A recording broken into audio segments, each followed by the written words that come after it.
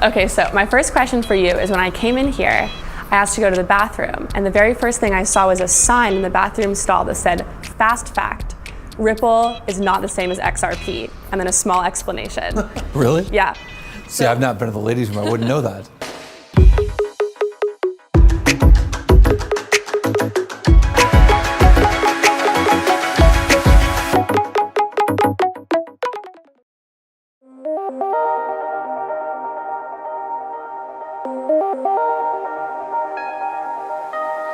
Ripple, whose digital asset XRP has bounced up to briefly become the #2 cryptocurrency twice already this fall, has its headquarters in San Francisco, California. Ripple owns $60 billion in XRP, with $55 billion of that currently locked up in escrow. So as working here, would you consider it a corporate environment? This is a very different environment than I've worked in the past. What really got me is my first few weeks here, I'd go to leave the building and I'd go to hit the badge to badge. You can badge in, right? But when I was badging out, there's nothing to hit. But I realized what really goes on at this company is the focus is on getting your job done, not keeping attendance. You know what your objectives are, you know what your key results are supposed to be for the quarter, and that's entirely our focus. What's it like here? What's the office like here? Well, so it's classic Silicon Valley, open, engineers going to work whatever way they want to work. These are competitive days. You've got to make your workplace fun or people are going to want to work there. We've got these corporate values, right? Lego. Yeah. All right? Lego. Live it, enjoy it, get it done, go for it, own it. It's fun to work with people who want to hustle and get stuff done, but also kind of hold each other accountable to finish that work.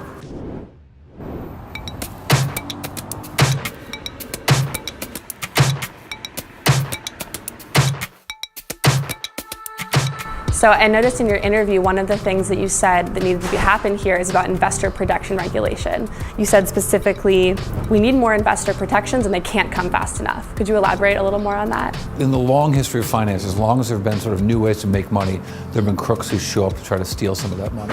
And we certainly see it in everything. We saw it in atomic energy. We saw it in the oil and gas sector way back at when.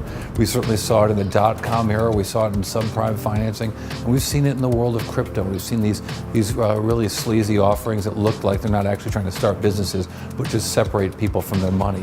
The SEC has stepped in, investor protections have emerged all around the world for this, but it can't happen fast enough because it makes it harder for those of us who are pursuing legitimate technological solutions using these technologies to do the things we want to do when there's all these kind of bad things happening on the periphery.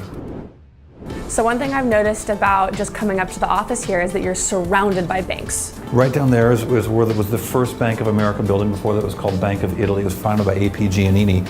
The plaza behind us is A.P. Giannini Plaza. Now, he changed into Bank of America and his headquarters is still there. And so it's kind of cool that we're sort of building the future of banking and banking software right here in the space. The XRP ledger is decentralized because no organization or individual has any legal right or ability to control it. Every participant enforces every single rule, and the system is governed by all of its participants. David Schwartz, a rather unlikely cheerleader in any other sense, considers himself a cheerleader for the XRP ledger. I think while proof of work has kind of proven to be a dead end and hasn't produced any technological innovations of any significance, nor has it's produced actually increasing centralization in the systems based on it, there's a lot of work to improve the decentralization and improve the robustness of systems based on distributed agreement protocols. Historically, the XRP ledger, as the stakeholders have broadened, has become more decentralized and the influence of any single participant has reduced, and we would expect that only to continue over time.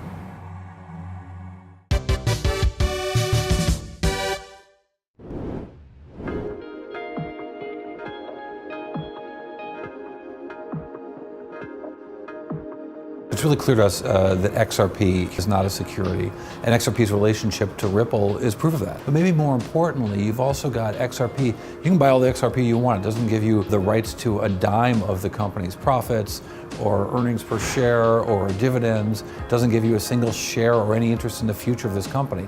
And God forbid, if this company were to go away, it'd be a very sad day for the Johnson family, but it wouldn't make a bit of difference to XRP. XRP continues to exist separate from the company Ripple. And so for that reason, I think when the SEC takes a good hard look at this, and we know that they're starting to do some of that work, they're going to recognize, I suspect, that XRP is so clearly not a security.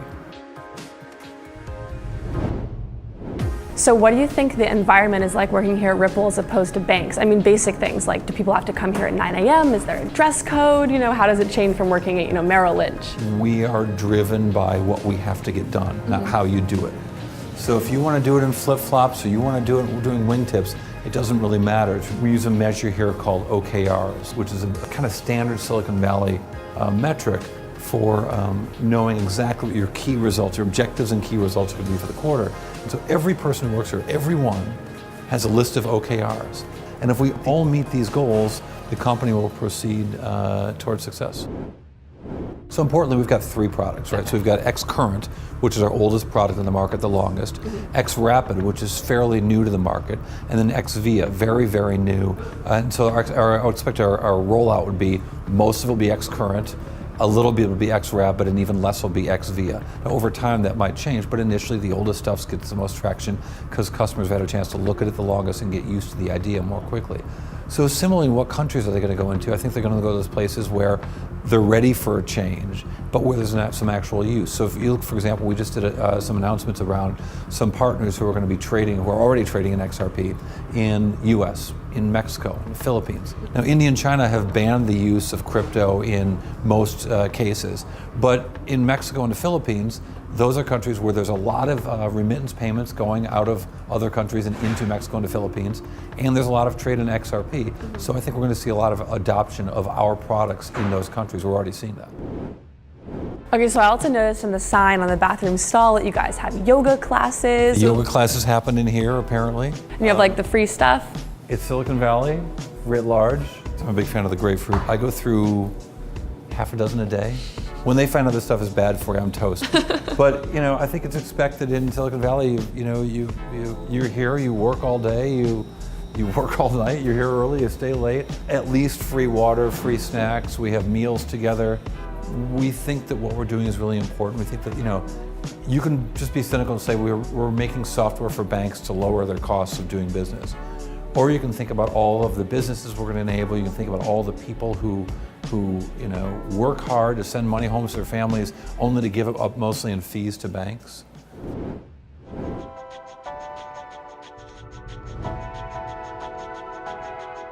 When it comes to moving money across borders, we've been pretty focused on just that for some time now, and that, I think it's given us a head start.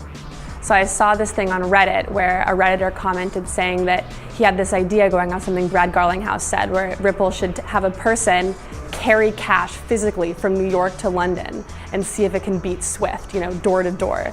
Is that something you guys would ever want to test out? Fundamentally, the fastest way to move money is put in a suitcase right now, and that's ridiculous. And those are the age we live in. And frankly, the biggest problems are not from New York or London. The biggest problems are if you're going Thai baht to South African rand, or if you're trying to move money from Japan to Brazil. I mean, these are places where a lot of commerce happens, but it takes a very long time to move the money, and it's really slow, and there are a lot of errors. That's ridiculous in an era. I mean, you and I send text messages to friends overseas in seconds. You send an email with an attachment with an Excel spreadsheet with all kinds of important data in seconds, but it takes days to move money. That's crazy, and it causes businesses to lose business, and it raises the cost for individuals moving money back to their families. There's 3 floors, so how often does everyone get together? That's important. There were 2 floors only a few weeks ago. We are growing like crazy. We've got offices all over the world, literally, here in San Francisco, in New York, in London, in Luxembourg, in Mumbai, in Sydney. We've got joint partners in Japan. This is a global operation. We're really trying to focus on the places where we can provide help with our software. And it's a fun place to work, and we're trying to make sure it's a fun place to work because we want to bring the best and the brightest. This is kind of trippy. The golden ratio, all right? So it's symbolized by phi, this Greek symbol. But the golden ratio is it's a math a plus b over b. When it equals a over b is what? Well, it's about 1.61809897. If you pull out those geometric differences in those circles, you end up with these Fibonacci sequences. Organized a different way, you start to see network structure where you've got hubs and you've got less important hubs in a network. And so out of that, we create a logo called the Triskelion, which is our Ripple logo, but it really does come out of that mathematical principle of the golden ratio.